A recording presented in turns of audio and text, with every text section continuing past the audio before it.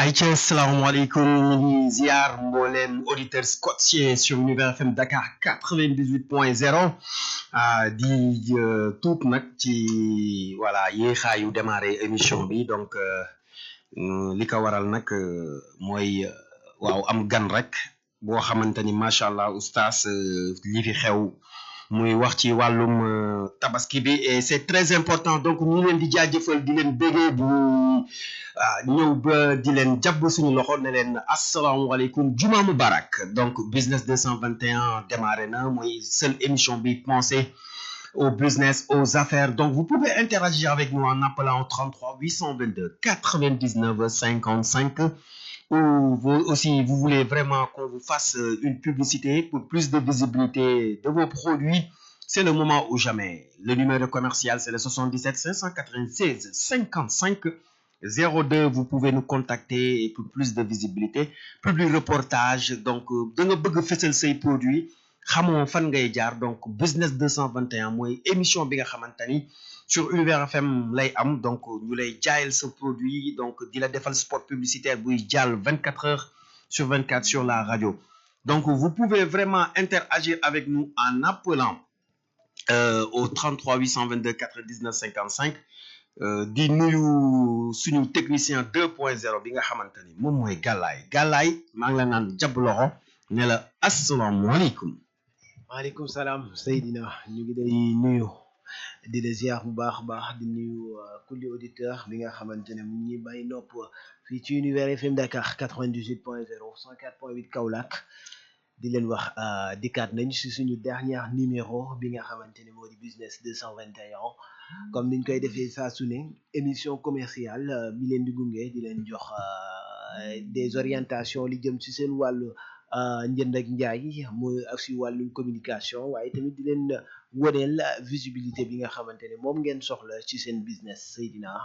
donc di wax ne nuyu waa kër gi yëpp nuyu kulli auditeur yu ñuy may nopp di nuyu Diagne Teranga di ko béggee bu baax a baax ñu ngi koy béggee quoi suñu papa équipe seen kàddu ëttu jeeg yi ñoom ñëpp ñu ngi leen di nuyu di leen sawdaat di leen wax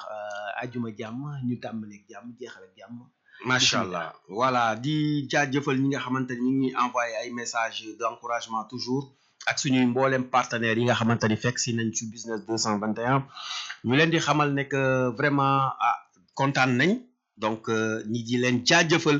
di leen naan du fenn fii rek lay xewee ci business 221 boo bëggee fesal say produit Galaay thème bi ñu di développé woon la fois dernière yaakaar naa moom la ñuy tëjee tey ci dernier numéro de la semaine business 221 maanaam faut-il nga abandonner pourquoi doit-on abandonner li nga xamante ni mooy say étude au détriment ngay def business parce que soo xoolee la majeure partie da ngay gis ñoo xamante ni tey jii dañuy jàng ba dem ba am licence maîtrise génn di chômer ils n'ont aucune qualification donc loolu nag moom mooy tax ñoom nag duñu mën a intégrer fenn parce que man je me dis que quand tu étudies jusqu'à avoir la maîtrise wala nga am sa licence boo génnee normalement da nga waroon am qualification mais fii soo xoolee ñun ñëpp ñu jàngee université suñu génnee donc on chôme parce qu'on n'a pas de qualification dañuy demaat ci école de formation man dama naan sax du école de formation reformation parce que déjà tu as fait tant d'années ci université nga génn donc boo génnee dañ la waroon préparer c'est que boo génnee rek nga nekk koo xamante ni vraiment yow da ngay mën a opérationnel mais non doo mën a opérationnel pourquoi parce que amoo ak qualification Galaay te boo amul qualification mënoo liggéey donc yaa ngi wax lu am solo donc gis nañu li nga xamante ne tamit dafa nekk un pierre deux coups mu nekk li nga xamante ne moom la société sénégalaise di doxee parce que Seydina dafa am la nga xamante ne toujours dama koy wax dañ naan njàng dafa fiir jàng ak yenn métiers yi mënta ànd parce que Sénégal ngay gis kuy jàng 12 matières 24 matières wallahi ci benn programme nga war a dem jàng ñu ne la def nañ ne tronc commun tu es obligé de chercher des matières des moyens dans toutes les matières c'est vrai timing bi ngay am di def ku ci nekk jox la say exercice ku ci nekk jox la say recherche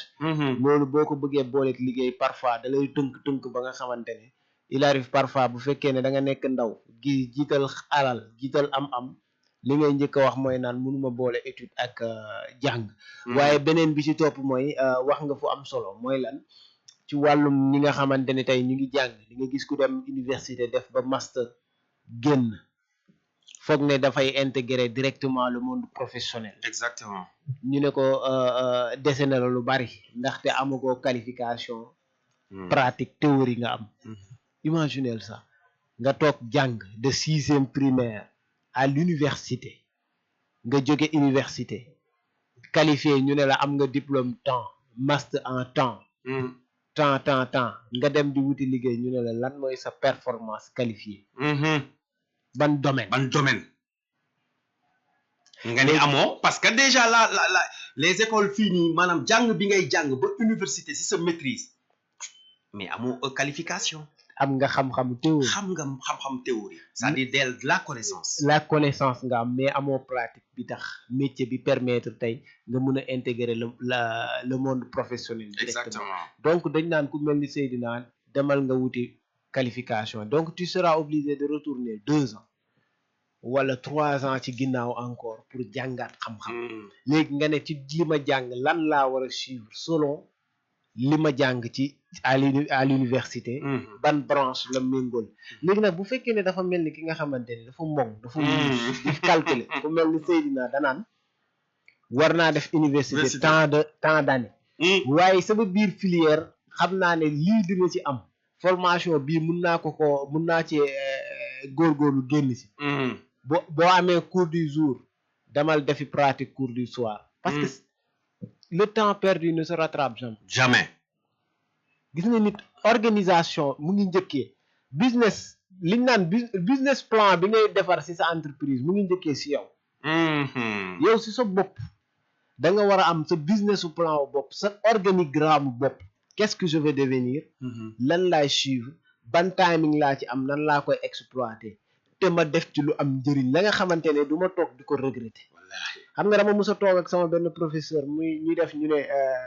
ma bind élèves yi bind ci classe bi 3e BFEM ñu ne 3e nangam si sieur wala ñu bind ñu ne forever mu ne di ngeen forever ba sonn ndax di ngeen am moyenne dellu si waat di amoo leen diplôme bi di wër si waat diplôme bi jàll nga waaye jàlloo épreuve maanaam am nga moyenne bu la jàlle waaye tapaat décroché le bi moo tax di nga forever di ñëwaat rek exactement nit da ngay am objectivité si li ngay def beaucoup de jeunes dañuy semer ne jàng naa ba bëgg a dee sama diplôme maa ngi ko teg ci tiroir Seydina man su ma ñëwee ci entreprise soxlawul kuy théorie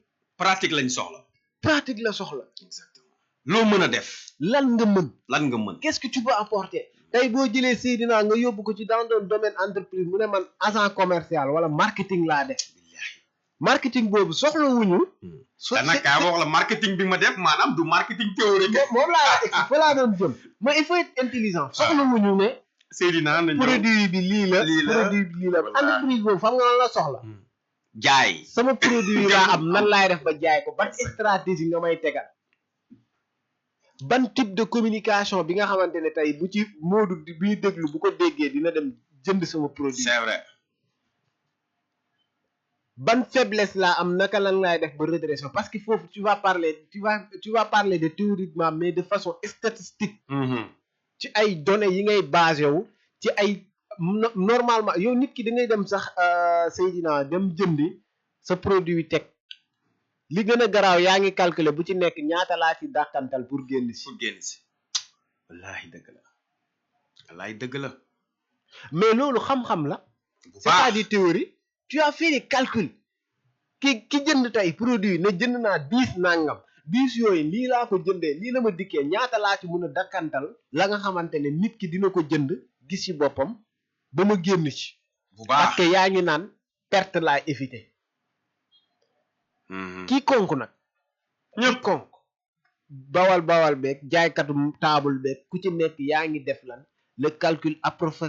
approximatif pour génn approximatif pour si sa génn si sa situation bi nga def les dépenses yi nga def nang la ak naka la léegi tamit études yi nga def yow ci biir jàng bi nga def beaucoup de jeunes ñu ngi jàng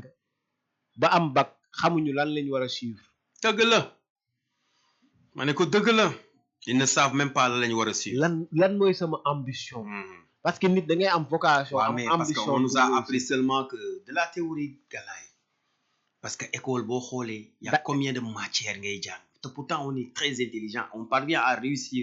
si am suñu diplôme. mais loolu rek déjà intelligence boobu connaissance boobu da nga ko war a après boo jugee foofu am ay stratégie yu lay mën a permettre nga mën a opérationnel parce que le but des études après. c'est d'avoir un job. xam nga damay mais pas ranger les diplômes. ci ay tiroirs dama musa waxtaan ak j'avais un ami bi nga xamante ne dañoo jàngandoo ñu jàng ba génn mu ne ma Galzo mu ne ma à quoi sert le marketing. ma ne ko marketing mu ne ma ne ko marketing mu ne ma ne ko marketing de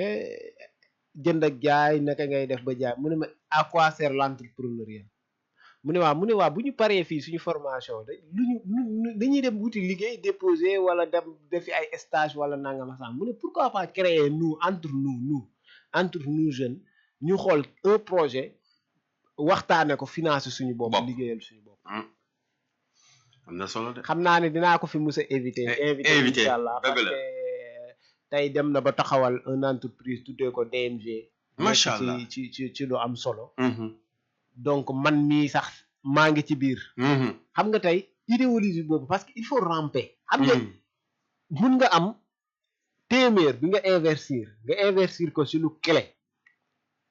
nga ne ma fii ak 2 ans naa ko muñ.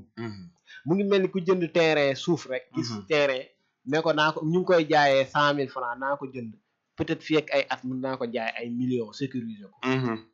yaa ngi investissement long terme dafa am. nit di ngay mën a def investissement long terme parce que am na ñu bëri investissement long terme mënuñu ko def xam nga lu tax mënuñu ko def bawal li ngay jaay li ngay dundee si ngay dundee business bi ngay def si ngay xëy di ci dépenser si ngay xëy di ci dund doo gaaw a am rendement bi nga soxla. dëgg la mais les bons investisseurs di nga gis ki nga xamante ne peut-être mu ngi liggéey.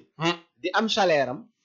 mu ne sama salaire ne me suffit pas waaye bàyyi ma teg benn business bi nga xamante ni peut-être sama salaire laa koy booster fii ak 1 an 2 ans loolu bu réussir soxlaatul may liggéeyal kenn damay liggéeyal sama bopp. mais c'est ça avoir lil mooy avancement ci sa dund. nit da ngay viser trop loin. parce que salaire bi ngay yaakaar di liggéey bés dina ñëw mu tardé. boo amul beneen secours bi nga xamante ne di nga gérer say situation. source de revenu toute personne doit avoir ses sources de revenus. toute personne qui a créé une entreprise a été employée dans une entreprise. mais jàngat bi mu fay jàng man dama ne nañu dem jànkonteel entreprise nañu dem wuti stage nañu dem liggéey nañu exploiter mais nañu jël xam-xam.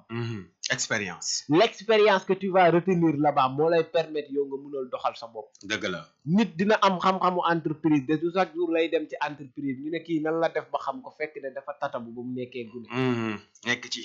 directeur la nekk tey mais démb employé la woon. noonu la. tous les tâches moo ko doon def. tey bu demee ba toog ci donka di surveiller di dugg di xool di woote di def nangam. daa fekk ne am na ñu ko représenté ci bërëb bu ne waaye bëtam mu ngi fépp. parce que xam na lépp. ni muy doxee ni muy fonctionner parce que kooku lañ naan un bon gestionnaire kooku moo am nekk gérance. xam nga un DG des fois dina nekk gérance boppam. parce que li nit ñi di liggéey day am connaissance. da koy xam ba mu ko waree jàng na ko. ba mu ko waree exploiter na boppam. c'est vrai. donc osons affronter les choses. réalité investissement fu mu gën a méttee mooy fi nga naan dëkk bi daa gën a métti nga takk sa biir. foofu nga gën a mën a investir li nga soxla. dëgg la dëkk bi fu mu gën a méttee na nga war a takk sa biir foofu nga war a mën a gën a faytee pour dem ci kanam li ngay wax nii dafa am solo.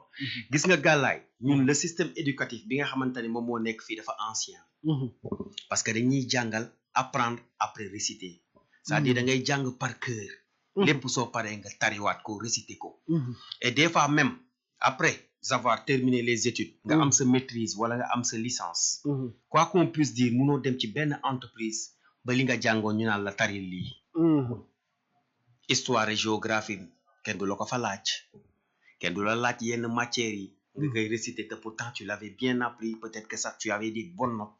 mais ñii soxlawuñ loolu lii lan lañ soxla entreprise bi mooy action xam nga américains yi dañ koy wax saa su ne mais c'est vrai dafa ne dañ ne action speak louder than words c'est-à-dire les actions sont plus éloquentes que les paroles action mooy lépp la preuve tey dañuy wax ne puissance mondiale maanaam ki fi gën a nekk si muy premier pays les États-Unis si on prenez l'exemple soo ñëwee ñoom duñ la ne tu as quel diplôme duñ la ne waxal ñu ñoom lan la leen laaj qu'est-ce que tu sais faire lan nga mën a def parce que ñoom pour ñoom nit tu dois être productif da nga war a am benn compétence ci dara da nga war a maîtriser dara loo xamante ni tey mën na la indil des sources de revenus effectivement mais ñun nag loolu la ñu am ba pare en plus on n'apprend pas aux jeunes actuellement depuis le bas âge d'apprendre à entreprendre school business mais school business baax na entreprendre baax na mais parfois tamit aussi dama naan les jeunes parfois innovatrices ils sont laissés à rade parce que accompagnement bi ñu soxla mais dëgg la ils ne sont pas bien accompagnés xam nga man tey sax xam nga kan laay wax ni waaw mais yow dama lay wax foofu sax par rapport au financement screen maanaam financement mënuma ñëw gis gàllaay mu nekk sama xarit mais gàllaay chaque jour dama koy gis muy nelaw rek gàllaay gisuluma ko benn mouvement bu muy def bu xëyee mi ngi ci buntu koñ bi booy wàcc tu da nga koy trouver wàcc ci buntu koñ bi mais gàllaay kooku soo jëlee sa 1 million nga investir ko da nga ko sànni dëgg la da nga ko sànni xam nga tey li may wax mooy toujours lu am solo la parce que tamit boo demee ci ñi nga xamante ne ce sont des jeunes xam nga man ñan laa gën a wax ne seen àdduna ñoom dañuy dëkk di jàng di théorie di jàng di pratique di jàng ñi def scientifique les médecins waaw ak technique bi am na ñuy def technicien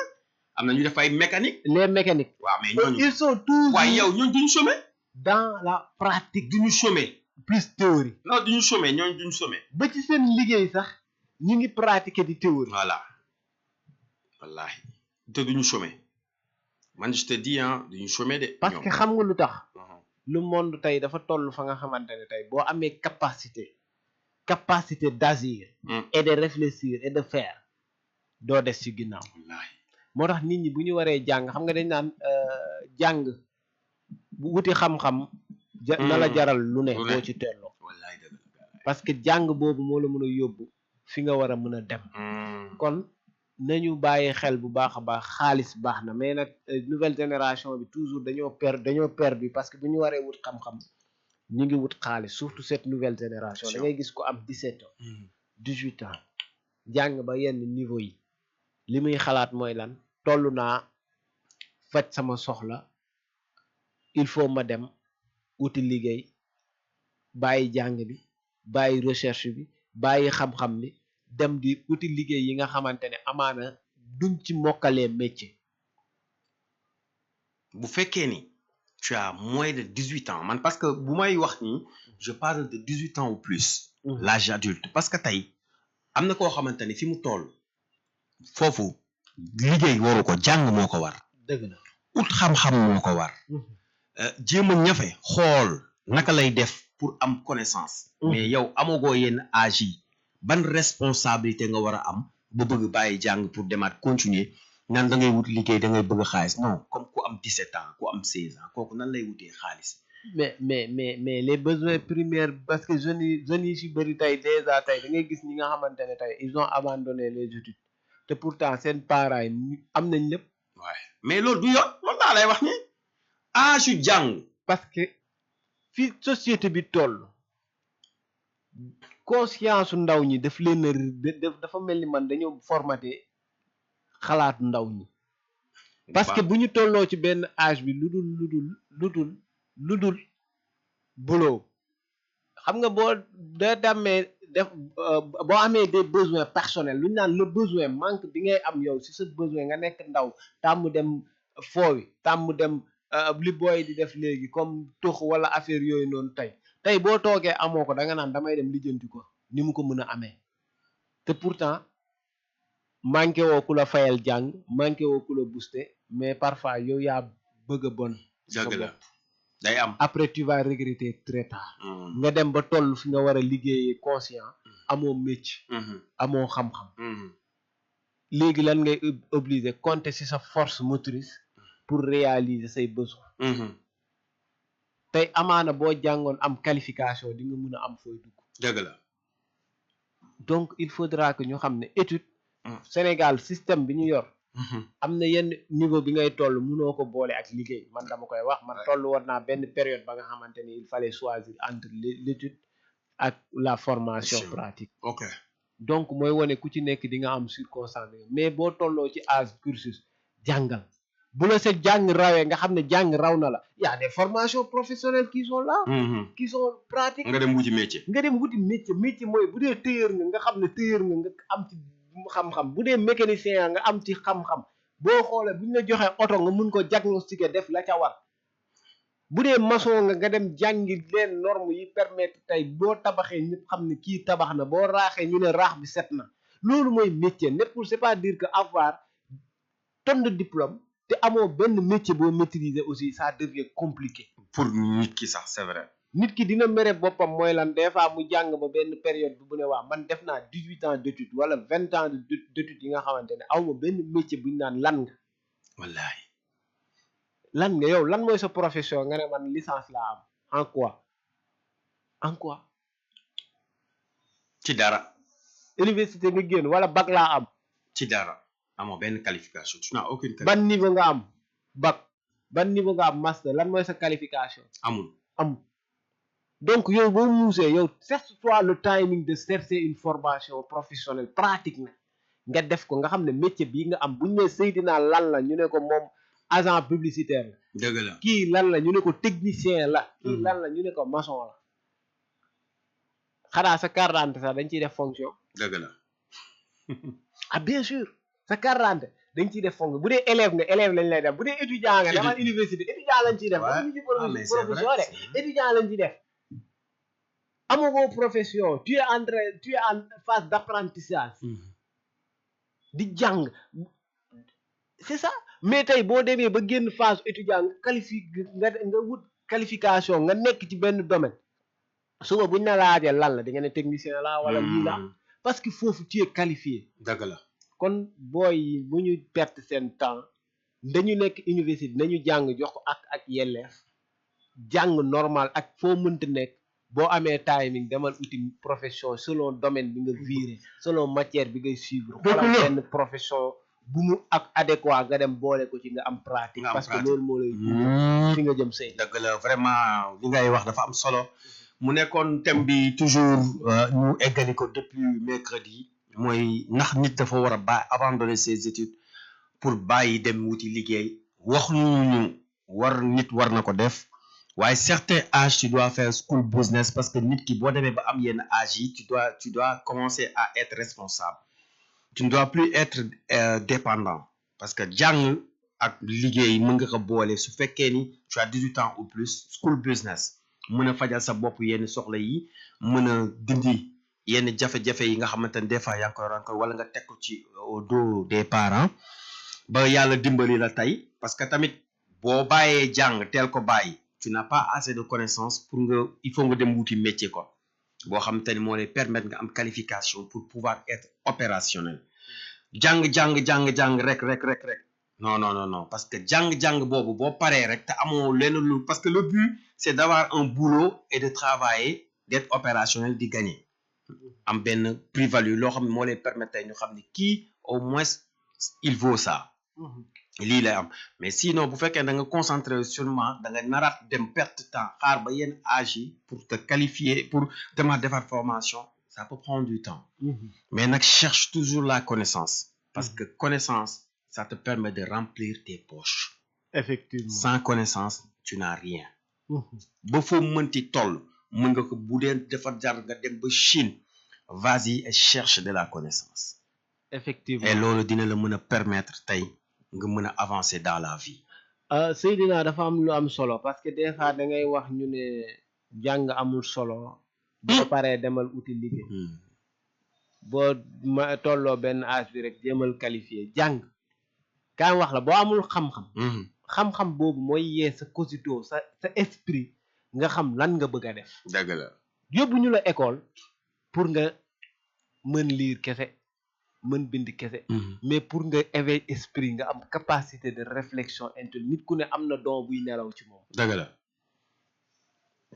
nit ku ne am na lu inné ci moom la nga xamante ne moom il est pas conscient que ne lii mu ngi ci man capacité bi mu ngi ci man dëgg la mais à travers l'apprentissage bi ngay def muy étude que ce soit tu fais l'arabe que ce soit coranique que ce soit école fépp foo mën a dem di jàng boo mënta def muy alxuraan muy école ba parce que tamit dañuy wax man boo demee école normale fi moi je connais beaucoup d'amis yi nga xam ñoo doon jàngandoo ils ont suivi branche arabe tey ce sont des professeurs franco-arabes ñuy jàngale lu am solo ñu am xam-xam bu baax di jàngale maanaam nit xam-xam noo ko wutee ak bu mu mënta doon ut ko loolu dina permettre nga mu yee sa bopp tey fii dinaa fi mu toog di wax tëbul rek toog fa di wax ndaxte nit booy àddu da ngay àddu ci li nga xamante ne gëstu nga ko dëgg la dund nga ko xam lu leen daj nga ko si Seydina ñemewul toog wax ne man communication laa def wala agent entrepreneur yàlla te pratique ko amul lu koy firndeel dëgg la suba buñ la nee galaay nan nga mu ne ko technicien la tey bu amul lu koy firndeel ne jàng na xam-xam ba ñu accrédité ko peut-être mën na ko pratiquement clandestinement mais tey amul lenn lu ko justifier moo tax nit da ngay wut justification ci lépp li ngay doon beaucoup ñuy jàng di aspiré wu dañ naan su ma jàngee am sama diplôme damay dem def prescription damay génn damay jàngi demal defi prescription amoo benn diplôme bu lay accrédité wala buy wane ne tey am nga diplôme jàng nga am nga expérience bii ci domaine bii ak bii parce que jàng à la kulli da nga koy def parce que ay semé de passage da lay faciliter les choses mais ne veut pas dire que jox na la acquis man ba ñuy jàng ndaw dañ naan la boo amee bac ñëw nga ne ay suma daggee bac boo daggee bac pour yow tekki dëgg la ndeysaan beaucoup de jeunes bu ñuy def bac buñ ci tolloo naan damay dagg bac bi dama koy rey mu dee dëgg la étudiant da ngay dem ak force ak courage da nga koy dagg nag gëm-gëm bi mais xam nga lan moo ci gën a neex bu nekkee ku conscient nga da nga naan ndekete maa ngi doog ibbi benn buntu il me reste beaucoup nekkete jàng yi soog a commencé mu ngi doog a commencé parce que foofu amatoo ku laan la defal nii defal magum bopp nga yow boobu dañ naan ñu ngi lay dugal si génération bi nga xamante ne yow il est temps que tu prends les mains au-dessus nga téyel sa bopp sa flambeau parce que da ngay xalaat ne bi ngay def durant cursus boobu yëpp di nga gis benn mataar bu lay gunge naan la defal lii le professeur est à ta sauver naan la lii ngay def lii ngay dind lii ngay baare lii ngay dindi mais après une fois à l'université di nga dis xola une fois ngay am TD wala nangam yeneen yu ci des nga gis nga di en fi professeur bi ñëwee indi micro wax ba xolam sedd après bala fa yow tu es obligé nga ne la am naa sama programme donc c'est à moi de me débrouiller pour chercher pour avoir de la connaissance bi ci war léegi yow bu nekkee te nga pare sa nekkoo kuy recherche nekkoo ku jublu ci sa bopp nekkoo ku am pas-pas ñu am bac xaaj bi fa la ñuy jaar dem université première année cartouché parce que xam nga lu tax volonté bu la volonté manqué ci sa dund doo am dara wallahi ceux qui ont réussi à l'université c'est ceux qui ont cheminé ceux qui ont bravé beaucoup d'obstacles effectivement parce que foofu yaa ngeeg sa bopp foofu nga naan sa magu bopp laa damay dem wala duma dem kon donc étape pour nga réussir dans le monde professionnel am na des étapes primaires yi nga xamante ne da nga ko war a échelonner même bu fekkee t'as pas fait les études di nga échelonner benn lan étape mooy di nga dem nekk benn bu dee menuisier la di nga dem nekk benn apprenti menuisier bu dee maçon la di nga xëy ñu ne la yéegalal brique gazel ciment bi tibbal suuf fa ngay njëkkee c'est vrai ñu naan la nii nga ñuy meetare buum bi fii lay jóge fii lay déparé nii la war a mel niveau niveau bi nii nga ko war a jàngee pourtant t'as pas fait les bancs école de Ouais. mais finalement après tu vas construire parce que lan da ngaa dem ñu tette la ci pratique bu baax. waay kon xam-xam nag nañ ko uti waaye dafa jar a wuti kon fi nga daanelee foofu la gàllaay ñu lay jaajëfal lii nag moo nekk toujours première partie wu émission business 221 nga xam dañuy teg thème di ci waxtaan di jaajëfal mbooleem yi nga xamante ni ñu ngi nekk ci TikTok bi digital bi ak ñi nga xamante ni tamit aussi ñu ngi déglu à travers la radio ah donc voilà dañuy jàll ci deuxième étape bu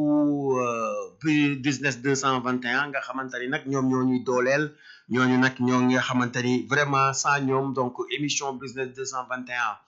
doonul am ndaxte kii lay dooleel moom pour émission bi ñu koy taaral sax laay wax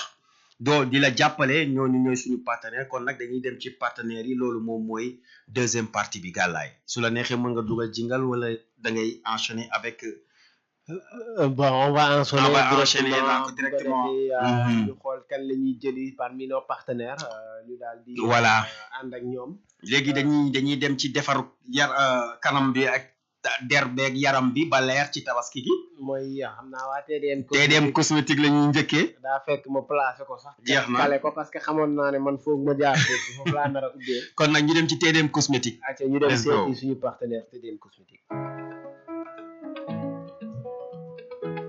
waaw waaye yow xale bu jigéen bi yàññ na de ku jaar fii ak TDM cosmétique révélez votre éclat naturel grâce à ces produits de qualité adaptés à votre peau TDM am na crème am na parfum am na maquillage am na soin du visage et du corps soo demee TDM cosmétique xamal ni la beauté day nekk priorité vous cherchez l'élégance la fraîcheur et le soin parfait kon nag amal confiance ci TDM cosmétique parce que boo bëggee yàññ rafet bu dee góor ak jigéen demal TDM cosmétique TDM cosmétique sublimez votre beauté, affirmez votre style. Commandez dès maintenant et découvrez la différence. En appelant au 78 493 63 91 ou le 78 653 76 76 ou le 70 882 23 98. Ak TDM cosmétique taaru gu la yéem. ak TDM cosmétique taaru gu la yéem vraiment donc muy nekk fii ci Touba Sandaga xam nga nag dañu nekk ci tabaski te nit ku nekk vraiment bëgg nga yàññ bëgg nga taaru kon dem leen ci TDM cosmétique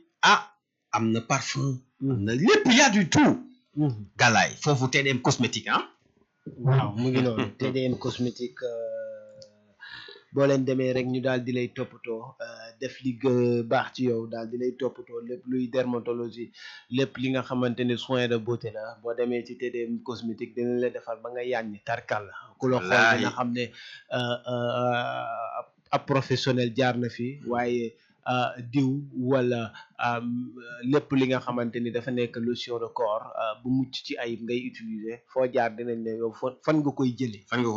kon nga daal di leen di yebal ndànk ci TDM cosmétique TDM cosmétique moom gàllaay xam naa la xamal dara ku fa dugg ba génn yow mii non gàllaay kenn du la xàmmee kon sama ñuulaay bi bu ma demee dinaa ne yàlla baax na non bu ci yow ñuulaay gay xees kay ngay mujjee ngay wax yàlla baax na ñu dem seeti kan daal di dellu si waat léegi nag bu ñu jugee ci TDM cosmétique dañuy dem ci Mbaw Choose voilà ñu daal di dem seeti ki nga xamante ne moo di Mbaw Choose ñu daal di dellu si waat aca mu bis bouton bu daw gaaw yëkkatil sa tànk ma xool tegaatal sa tànk waaw lii ko yañ te nooy ci tànk Seydina bu jaar fii bienvenue chez Mbaw Choose la référence de la chaussure élégante au Sénégal am na ay chaussures italiennes ay sandales mocassins ak ay souliers de luxe am na lépp pour góor bu bëgg sañse ay dàll yu rafet que ce soit pour le travail les cérémonies au quotidien avec Mbaw Choose xam leen ni ay dàll yu am classe ay modèles yu am tendance ba pare tekki ay prix yu abordable et une qualité qui fait la différence kon nag rendez-vous à Touba Darou Minam chez Mbaw Choose soo leen ko bëggee jot woote leen ci 77 906 98 67 wala 70 734 40 93 wala 76 586 94 79 avec Mbaw Choose l'élégance commence par les pieds ay ca mi ngi noonu l'élégance commence par les pieds galaay sañse moom vraiment buñ koy wax te amul ay dàll yoo xamante ni yu nice yu rafet yoo xamante ni moom nga koy daanelee ci suuf day yàq sañse gi moo tax mu ni ko l'élégance commence par les pieds. L'élégance commence par les pieds parce que mu nekk la nga xamante ni tey loo gis nit bu la xoolee danaan jàpp ci suuf di yëg ci kaw nga gaay nag loolu la ñuy xoolee daal la ñuy njëkk a xool jëm ci kaw nit du la xool du la xool ci bët dëgg la bu lay jàng dina daal yi lay njëkk a xool moom kay moom longueur parfait bi kay moom dina ko jël catu baaraam ba ca catu bopp moo tax ñu naan les gens bu dañ lay préjuger ca tête yàlla baax na ci pied ba ca kaw kon donc képp ku bëgg ay tànkam daal di yañ lu mu sol mu yañ yére boo am nag di xalaat naan ban laay jëlee dàll bu ànd ak moom rek daa fekk demoo seeti Mbow Cuus exactement Mbow Cuus moom moo leen di àndal di leen jox habillement ci wàllum chaussure yu mucc ci ayib mu ngi noonu Seydina Mbaye waaw non xam nga Mbow Cuus jaar na fi TDM cosmétique jaar na fi dañuy enchaîner rek ñu dem ci ki nga xamante ne mooy jamono boutique jamono boutique moom jamono boutique fu mu féetee jamono boutique moom it ay sañse yu rafet la moom tamit daa xam lu baax te di ko def de jamono boutique wallaahi acca ñu dem daal di seeti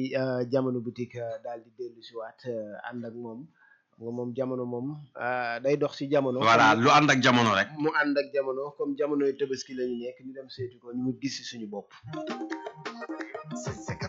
da nga bëgg chic classe sol lu yaaññi ba foo romb ñu lay xool chez Jamono boutique découvrez les meilleurs modèles pour hommes femmes et enfants des articles modernes élégants à des prix accessibles ay habits tendance ay accessoires fashion tout ce qu'il vous faut pour votre style au quotidien rendez-vous dès maintenant chez Jamono boutique au 78 630 92 55 78 630 92 55 mi ngi fii ci Touba Sandaga ak Jamono boutique sañse ba yaaññi fii la fekk baax mi ngi noonu moom it jamono boutique gàllaay di def ay sañse yu rafet moom it ci Touba Sandaga la nekk ku ko bëgg numéro yaa ngoogu bu leen xaar mën ngeen a woote léegi ngeen ñëw sañse yu yañ donc moom it ay jean ay t-shirt ay Lacoste ay tout lépp li nga xamante ne bëgg nga ko comme sañse rek wax dëgg fa yàlla mën nga dem ci jamono boutique waaye nag gàllaay xam nga nag bu ñu jugee ci jamono boutique tey la laa bëgg ñu dem direction mborom ñëwkat yi ñoom mbay couture mbay couture depuis HLM nañ ko seeti gàllaay mbay couture daal di dellu si waar acca bësal foofu nit ku ne am sa kese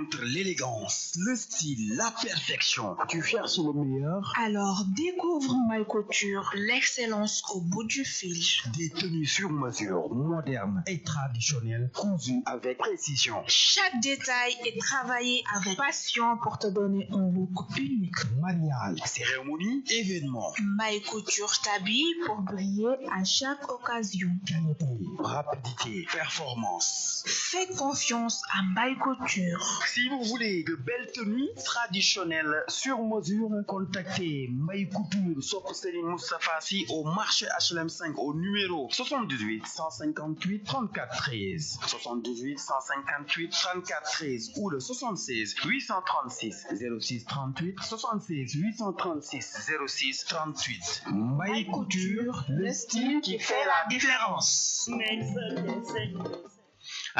Mbaye Couture qui fait la différence moom nag ma nga nekk fële ca marché HLM bu ngeen ko bëggee contacter leen numéro yooyu ngeen daw gaaw xam naa ni nag bu dee tabaski bi moom peut-être xat na waaye soo leen amee ay cérémonie lu ci mel ni mariage wala ngénte vraiment faites confiance à Mbaye Couture le style qui fait la différence mu nga fële ca marché HLM. Voilà mu ngi foofu ca marché HLM Mbaye Couture le style qui fait la différence. boo leen ko seetee rek ngeen daal di am li ngeen bëgg ci seen wàllum ñaw ci seen wàllum habillement parce que tamit mu ngi def lu taarikal mu ngi ñaw ay coupe design yu amul fenn gàlla yu amul fenn liñ naan boo solo ba jekk ba rafet rek nga romb rek jàppal ne dangaa fekk ni dangaa jaar ci Mbaye Couture mu daal di lay jox lu mucc ci ayib gàllaay Mbaye Couture ndaanaan la de ndaanaan bu mag kullu fadrin donc gars yi nañ ko dem gis quoi vraiment mu ngi def lu am solo ci ñaw mu ngi def lu am solo ci lu ñaw si lu jëm ci wàllum ñaw waaye tamit jege naa leen mu ngi def lu am solo kooku di Bijou Saliou design ñu daal di koy bis rek kon yaa ko wax moom tamit ñu dem seeti ko ndaxte ñu d'accord def lu am solo dagg yi am solo man nee naa ko sama këppatal bi yóbbu dem julli ji moom xam naa ne yegg si na ba noppi doole doxul jàmm doo man te duma yow sañ sa dama ko tam. Vous voulez être élégant ou élégante? Bienvenue chez Bijou Saliou Design, la référence en fashion design, prestige et unique. nee naa la nga sol tey baax solo ni daanaan bi. Costume africain sur mesure pour hommes et femmes. Chaque création est pensée pour vous sublimer. Waaw, Bijou Saliou Design moo leen jagleel ay boubou traditionnel, abba costume, tenue de cérémonie yu mucc ci ay rafet taaru lool. Un style unique qui attire tous les regards. Waaw, ay qualité exceptionnelle, finition parfaite. dañ lay jëlal mesure ñawal la ko ba mu yam ci yow képp mu rafet lool taaru lool. Faites confiance à l'expertise de Bijou Saliou Design. Bijou Saliou Design moo leen fi nekkal pour seen événement mariage ou occasion spéciale di leen ci gunge ba ñu ràññee leen lool ci wàllum habillement. bul fàtte fu dënd ma bi yaa jox ko ma tàggal lay dem. ku bëgg a sañse ba rafet belli lool contactel Bijou Saliou Design au 77 877 88 37 ou le 77 877 21 63. Pour beaucoup plus de détails, vous pouvez visiter notre compte TikTok Bijou Saliou Design ou Instagram Bijou-Saliou-Design. Bijou Saliou Design, l'élégance sur mesure, notre affaire. nii la billaay sama jërëjëf. l'élégance de votre affaire Seydina waaw non day ji ndaanaan nag moom it nekk fële ca Ouest Foire di def lu am solo moom it na ko gars yi contacter en dehors de la fête de la Tabaski donc day def ay costume africain donc des nos boubou traditionnels donc moom daal macha allah jigéen bu mën góor moom it donc Bijou Saliou Design ñu koy jaajëfal bu baax a baax a baax a baax. voilà ñu koy jaajëfal bu baax a baax moom tamit muy def lu am solo li ñu naan ciseau bee damm ci loxo bi lépp lu mu kupp rek mun na la daggal sax gëmm di dagg gëmm di ñëw te day tarkal lay doon. Bijou Saliou moo mën loolu kon nag Bijou Saliou macha allah. macha allah. acca nañ leen daw seeti ko numéro yaa ngi noonu dara weesoogul acca ñu dem seeti kan daal di dellu si waat. non bu ñu jugee ci ñooñu dañuy dem ci électronique bi parce que on tend vers la coupe du monde mais galaay waaw coupe du monde gi moom xam naa ni ñi ngi woow mboolem ñiy def ay affaire de maillot business 221 waaw am na ku fi jaaroon de. non xoolal kii sax déjà sama xel dafa am ci koo xamante ni moom déjà xam naa ni du ma ko wax nii sax mais validé na ko ba pare. am na ku ma sololoon daaw de. am na ku ma tamponné loon de. galaay te dinañ ci organiser ay jeux concours incha allah. nañu dem seeti. affaire à venir. galaay ñu dem Jassikunda. man kay si Jassikunda. waaye amagoo télé ba léegi. sama télé bi ba léegi jëlee gu ma ko. non galaay yow galaay coupe du monde bi à moins de 19 jours. déggulu ma de nee naa ko Jassikunda mën nañ la ma suba wala dans une heure man fëgg la ne lay xoolal sama télé laa jël dans une heure ba match bi di démarrer. nga ne ko gaay ma ne ko koŋ-koŋ maa ngi ci buntu. su excellent. yaa ngi sa kër maa ngi sa buntu place. kon nag let's go ñu dem disi Jassikunda multi service mu ngi di ndaanaan moom it nekk fële ci cité notaire donc Derklé. ayca ñu dem jàpp. Stop, tu cherches un bon téléphone ou une télé de qualité? Ne cherche plus. Jassikunda Multiservice casse les prix. Téléviseur Ultra HD, smartphone dernière génération à des prix imbattables. Qualité garantie, offre limitée, service rapide et professionnel. Tu veux le meilleur? C'est maintenant. Appelez au 77 598 20 44 ou au 77 123 99 57. Ça se trouve au Derklé, à la cité notaire. Jassikunda Multiservice, la technologie au service de ton quotidien. La technologie au service de ton quotidien. Jassikunda Multiservice. gars yi nañ daw gaaw woo ko. il a cassé les prix. xam ngeen ni téléviseur boo xamante ne Ultra HD à des prix imbattables ba pare waxuma la loolu Jassikunda moratoire la tegal. ay galaay c'est-à-dire que tey. loo am dugal. ba am sa télé. non neex na yomb na. déggoo ma de. mani loolu ku la bëgg rek la koy. neex na yomb na. ndimbal njaboot. weesuwul loolu galaay. ndimbal njaboot weesuwul loolu. dem Jassikunda ñu ngi lay wax yaa ngi def lu am solo bëgg ñëpp seetaan ñëpp gis Sadio Mané. te instant yi nag kaay wax la. man coupe du monde damay dem sax. non yow Galaye yow boo waroo des fii sax. Galaye yow da nga war a nekk ci fan zone yi. damay dem rek xam naa ne wala ma bàyyi ba final bi rek ma dem. fan zone yeeg yëpp nga war a nekk Galaye. bàyyi ba ñu finalu rek. waaw bu ñu finaaloo incha allah. incha allah bu may ñëw indaale coupe. kon jeex na. boobaa ngeen gis ma ci bopp oto ba. kon jeex na. ci bopp. oto ba. kon jeex na yaa nga ca bopp oto ba. ndax final moom dinañ ko def indi coupe bi incha allah man j'y crois. xam nga ne avion moo ñuy décoller waaye di nga gis oto bu ma démarré mu dugg Sénégal. acca ñu dem seeti Bamba Ndiaye électronique moom it muy def lu am solo. acca ñu dem seeti Bamba Ndiaye.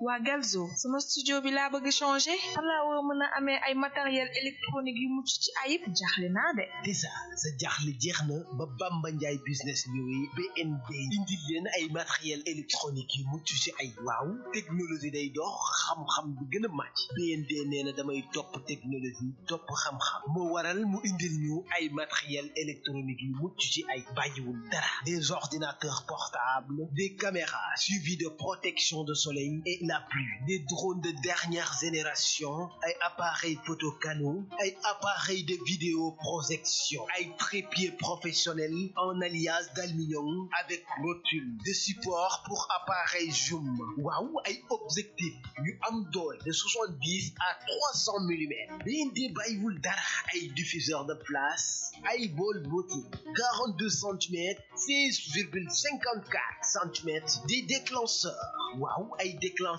yu mucc ci ay BND bàyyiwul dara ay support L ma ne ay objectif Canon 24 à 105 mm nga foog ne fa la yam waaye objectif yu gën a am doole 150 à 500 mm BND foofu la teg loxoom lépp luy matériel électronique da koy jaay ay caméra flash ay adaptateur marque objectif boo bëgg am na rax si dolli BND am na ay support lecteur carte mémoire pour tout port boo bëgg di nga ko mën a utiliser yéen waa shooting BND bàyyiwu leen benn yoon ndax lépp luy matériel shooting lumière fii la fekk baax des supports de micro yéen studio yi bàyyiwu leen benn yoon des supports d'appareil mobile yéen borom téléphone yi BND suuraale na leen fu mu mënta toll ngàddu sa téléphone bi la selfie nu la neexee BND nee na dootu leen bàyyi yéen ñi yor appareil di dem di def ay tournage seen batterie di décharger waaw ay batterie yu mucc ci ay batterie chargeable électronique di charger sa batterie fu mu mënta toll ci say tournage yéen waa presse BND suuraale na leen ci seen gilet de presse yu mucc ci ayib foo dem ñu ràññee la ñu xam ne yaa ngi ci presse bi daw si leen ci BND mu leen di gunge ci seen terrain si ak ay gilet de presse am yu dëgër mucc ci ayib BND mu ngi nekkee fii ci Touba Sandaga mën ngeen ñu woo ci 77 548 80 55 77 548 80 55 ak Bamba Ndiaye business dootuma toog di xel ñaar ci lu jëm ci wàllu matériel électronique. macha allah Bamba Ndiaye business. non Galaye foofu am na lu am solo sport bi neex na Galaye. sport bi. yaa fi jaar ak Tessa. non yow la de. Tessa mi nga xamante ni aussi. ñu koy jaajëfal moom it Tessa. vraiment nañ ko nam nañ ko. yaram bi daa jage dina ñëw léegi incha allah xam nga Youssou Ndour bee saf neex. xam nga des fois sax sa yaram bi bàyyi nga ne xaaral ma relax waale tuuti. waaw récupérer fecc daa métti nag. métti parce que yax yi xam naa fecc na fa fecc yoo xamante ne. xam naa ne jot nañ ko suppal. noonu yàlla baax na mu ngi noonu moom it di ko kontaanee fi mu nekk rek di ko wax jàpp loxo. di ko ziar bu baax a baax. borom business namm nañ la Tessa. yaay fi ni acca mu ngi noonu Seydina ginnaaw ba ñu jógee ci Bamba Ndiaye électronique lépp li nga xamante ni lu jëm ci wàllu matériel électronique lépp luy caméra luy studio lépp luy design luy selfie lépp lu appareil di war a jël rek muy batterie ak lu mu munta doon rek mu daal di lay jaaxal daa fekk janoo ak Bamba Ndiaye électronique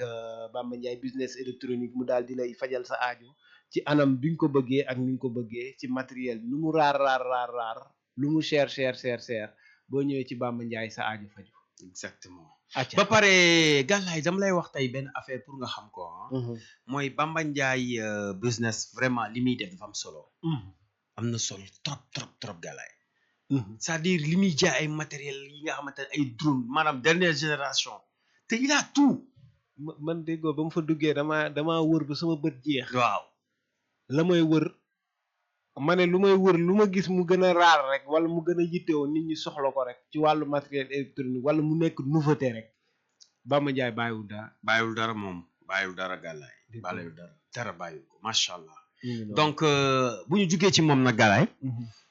dañuy dem ci ki nga xamante ni mooy Magna multi service di def ay crédit di def ay salon di def ay réfrigérateur téléviseur téléphone portable ci moratoire période tabaski 5% de réduction sur l'acompte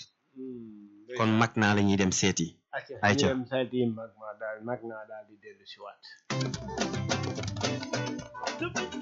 cey tabaski bi Magna vente et service dafa am promo bu neex. waaw Seydina ma ne loolu ban xeetu promo la. fayal 4 fois au lieu de 3 et profitez de 5% de réduction sur la compte. Télévision, réfrigérateur, machine à laver, rax si dolli Magna am na ay téléphone et salon. Tout pour votre confort est disponible. C'est le moment idéal pour préparer votre tabaski en toute tranquillité. Bul xaar woote léegi ci 76 944 33 81 ou le 78 129 89 43 ma nga nekk fële ca Padois Builders villa numéro 50 Dakar. Magna daal moo leen fi nekkal di leen yombalal seeni bëgg-bëgg ci anam bi ngeen ko bëggee te du leen dikkee dara. Avec Magna mooy solution bu gaaw ci ay produits yu yomb. solution bu gaaw ci ay produits yomb gàllaay tout est c'est-à-dire foofu jafewul te léegi dañ toll ci jamono joo xamante ni maanaam bëggati produit yi mu lay jafe jeex na ndax Magna dala ko yombalal téléphone portable bu la neex nga dem ci ñoom ñu jox la ko moratoire dagg la ko ba pare gàllaay 4 fois au lieu de 3 déggoo ma de loolu dara maanaam tey nga jël 100 000 francs joxe 45 000 yi dañ koy dagg en 4 fois gàllaay loolu dafa yomb ni da nga am portable bu la neex gàllaay dañuy jëlaat 45 000 bi des bu doon waaw dañuy jëlaat 50 000 yi des mais gàllaay daggal la ko ci 4 maanaam xam nga mooy ñaata 20 000 jeex na nga am sa téléphone bu la neex chaque fin du mois nga daal di joxe 20 000 non doo ko yëg sax boo yoree 20 000 sànni 20 000 sànni waaw kon Magna mu ngi def lu am solo ndimbal njaboot comme ni may wax rek parce que jamono moo toll noonu ñuy dox di ànd ak jamono bëgg ñëpp yëg seen bopp parce que technologie bi toll na fa nga xamante ne tey boo amul matériel électronique bu mucc ci ayib rek doo bokk ndax le monde est devenu village planétaire surtout que on est dans le digital maintenant moo tax ma ne que le monde est devenu miroir wallaahi fii ngay toog di wax ak koo xamante ne ma nga fële ca mu ngi noonu ca Jérusalem xuddan xam nga xuddan dëkk boobu xuddan xam nga ko dëkk bu xuddan fu mu ne xaaral naa la ko wax xam naa ne Mbàkke Bari dina ko xuddan mu ngi noonu donc Seydina dafa mel ni waaw Allo Diop la ñuy tëjee ñu dem tëjee Allo Diop ñu balaa ñoo wàcc antenne bi comme waxtu baa ngi dem ndax nag ñoom tamit dañ fi nekkal ñi nga xamante ni waaw wax dëgg yàlla instant bii macha allah donc Allo Diop nañ dem ci Allo Diop ak ñu dem seeti Allo Diop balaa ñoo wàccee kàddu gi d'accord moom it ñuy def lu am solo moom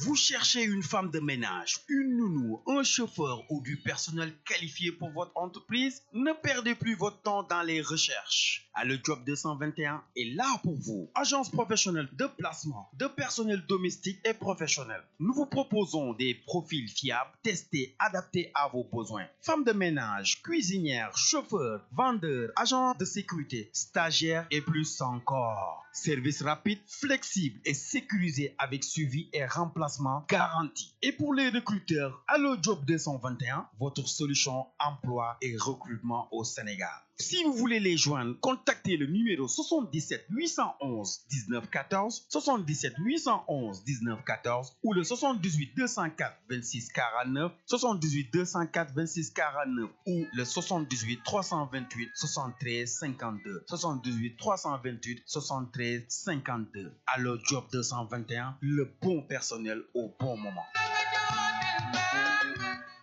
le bon personnel au bon moment macha allah donc ñu am mbégte ak contentement tey jii feggoo ak sama technicien 2.0 bi sur Univers FM Dakar 98.0 donc mu nekkoon dernier numéro de la semaine de business 221 donc xam naa ni am ngeen mbégte mooy seen émission bi nga xamante ni mooy xalaat vraiment jënd ak jaay ak business. moo tax bu fekkee ni da ngay jaay bëgg am visibilité ñëwal nga dégg ñu sa produit ñu def ci li war. excusez-moi yàlla jaay mais fii lañ koy teg waxtaane ko wala da nga bëgg ñu déplacé wu ñëw publier reportage ci sa entreprise wane ko mën nañ la ko defal wala yow ci sa bopp nga ñëw ñu teg la fii nga wax tes produits naka ak la nga koy jaayee qualité beeg yëpp en direct ñu interagir avec nos auditeurs gis nga Galaye gars yi ñi ñuy wax ne que vraiment ils adorent l'émission Business 221 parce que c'est une émission bi nga xamante ni nee nañ déjà c'est riche on joue dañuy déema essayer def l'utile à l'agréable première partie bi thème deuxième partie bi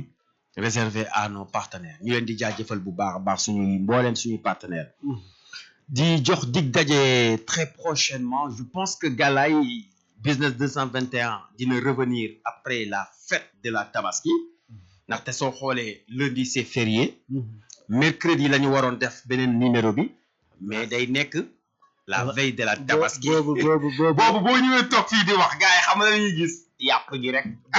boobu est-ce que du xale yi naan papa indi na xar papa voilà boobaa dañuy gis ma muy mais am na ñi nga xam affaire yi yéeme na de mais Galaye man buuma amaguma ko de muy demee amaguma buum de yow de bat ma nga ñëwee gis nga gàddu nga di malet sax dama foogoon ni ma joxaale te xar cher na ay ca gars yi bu fekkee ne nag kon yi am na si koo xamante ni ñu ngay dégg jaañ teraanga mu ngay dégg ah xamal ni borom business 221 mu gul buum de te xanaa doole seetaan xale yi yow partenaires yi dañuy jox partenaires yi xanaa dina am ku si sax ah xaaral ma jël coordonnées yi man daal coordonnées yi Galaye ah bu gars yi wootee ci suuf waxuma antenne waaw mun nga leen passe numéro bi rek waaw mais xam ngeen bu am na benn waxtu ba nga xam ne mun ngeen woote ca kaw waaw waxtu boo xamante ma jël leen ci suuf soo wootee ca kaw ci suuf lañ la di jël bu leen jëlee ci suuf bu boobaa Galaye dina joxe numéro yi ñun daal bu ñu gisee buum rek baax na ak béjjën parce que yaay yoolu instant yi moom xar bi rek li ñuy gis man am na gis naa ku yoreen buum ma foog ne day jëli xaar nekkate ay futay lay takk di yor troisième di wàccee roue de saucé man na ko yow sa buum bi am na leneen lu war a mën a famille instant yi ndeysaan nelawatuñu Galaye affaire yi métti na yal na yàlla yombal mais yàlla day yombal yëpp lu tax ndaxte tabaski déjà bés bi dafa rëy fête bi ak yàlla daf ko vraiment dafa nekk loo xamante ni yëfam c'est un moment de non lii am ci tabaski dafa garaaw yëfam la non moo tax moom moo lay jox te yàlla xam ne lu jàmm bi attan lu loo tegoo te attanoo ko rek daa fekk nga sëf ko wallaahi nga sëf ko yàlla noppi na te gars yi tamit nañ ci def nang parce que c'est seulement benn jour après il y a des jours qui vont venir de sa kanam ay liñ naan li ñu wax farata rek nañ ko def farata te li ñuy wax farata sax yàlla da ko sunna la kon nañ ko non sunna la xam nga tabaski bu la wàcc xam nga ñun gis-gis ci nit ñi dañ ko def farata yéen maanaam langage codé gi mooy farata lañ ko def di ci jëm lu ñu mën ak lu ñu mënul bu la koy yàlla moo ne boo ko mënee defal boo ko mënul teggil naa la ko wallaahi kon donc nekk na la nga bul def loo mënul sunna parce que après tabaski dafa am de di lekk yàpp di xalaat bor yi du rees de am na ñi nga xamante ne nii xam nga lan la ñuy xalaat ki dëkk ci location wala ku dëkk ci naam mu ngi xalaat dans quelques jours weer bi day dee damay fay fara fayaat location fayaat nanga moom xelam jéggi na tabaski wallaahi moo tax ma ne yàlla na yàlla yombal parce que gars yi dëgg la bu ñu jugee tabaski rek boo xoolee fin du mois ci leneen moo tax nit ñi nañu am compréhension suñu biir daal di motalante daal di jàppalante ndaxte lépp ci jàmm beeg jàmm ji rek a mën a jëflante buñ ko jëflante mu rafet rek lépp ay sotti non day sotti buñ ko méttilee rek mu métti d'accord c'est ça yàlla nañu yàlla donc Galaye on se donne rendez-vous après la fête de la tabaski ma lay jaajëfal di la am mbégte contentement xam naa ne yow moom bu xar yi jeexee ba pare la ñuy déggante incha allah man de chaque jour maa ngi fi daanaka de waaw yow moom doo fi jógee ndeysaan yow moom amoo fête waaye man nag jël naa ko di jox gars yi rendez-vous après la tabaski xam naa ne bu ma jëlee fee rek daa fekk rajo bi fay waaw yàlla bu mu fay te du am incha allah dañuy continuer rek di dem ak moom di leen gunge bu baax a baax restez scotchés sur vos programmes Univers FM Dakar 98.0 104.8 Kaolack di leen wax kenn la jàmm ajjuma mubarak yàlla yàlla sàmm ñu may ñu kàttan ak mën-mën aar ñu yiir ñu defal ñu tawféex ak tawsiir di leen jox dig daje ci beneen numéro jërë ngeen jëf